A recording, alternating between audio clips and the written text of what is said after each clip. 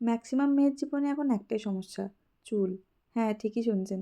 কারোর চুল ভেঙে পড়ছে, কারোর ঝরে পড়ছে, কারোর বা আবার গ্রোথই হচ্ছে না। তাই এই সমস্ত প্রবলেমের সলিউশন নিয়ে আমি চলে এসেছি আজকে হোমমেড হেয়ার অয়েল নিয়ে। তাই ঝট করে চলে গেছি ছাদ বাগানে জবা ফুল তুলতে, যার মধ্যে রয়েছে প্রচুর পরিমাণে অ্যামিনো অ্যাসিড এবং ভিটামিন সি, যা আমাদের হেয়ার গ্রোথ করতে সাহায্য করে।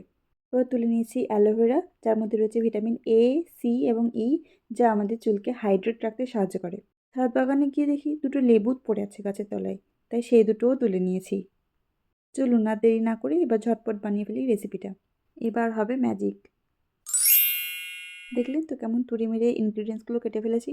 আমি নিয়ে নিয়েছি ব্রিলিয়ারের কোল্ড প্রেস কোকোনাট অয়েল। আপনারা চাইলে অন্য কোনো ব্র্যান্ডের নর্মাল কোকোনাট অয়েলও ইউজ করতে পারেন।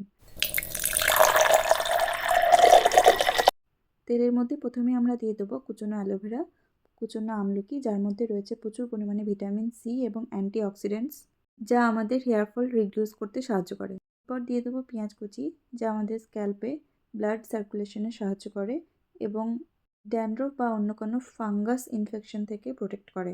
এবার জবা ফুলগুলো এবং দুটো জবা পাতা কুচি কুচি করে কেটে আমি তেলের মধ্যে দিয়ে দিয়েছি। 1 চামচ কালো জিরে এবং 1 চামচ মেথি এর সঙ্গে অ্যাড করেছি। আপনারা চাইলে এর সাথে নিম পাতা এবং কারি পাতাও অ্যাড করতে পারেন। ইনগ্রিডিয়েন্টসগুলো ডিপ ব্রাউন হওয়া পর্যন্ত আমরা ওয়েট করব। আমাদের তেল রেডি হয়ে গেছে, এবার এটাকে একটা পাত্রে ঢেলে নেব। এবার আমি এটাকে প্রথম কন্টেনারে, যেখানে কোকোনাট অয়েলটা ছিল, সেখানে ঢেলে নেব।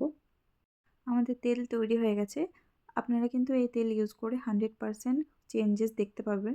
আপনাদের যদি এই ভিডিওটা ভালো লেগে থাকে তাহলে অবশ্যই লাইক, শেয়ার এবং কমেন্ট করবেন।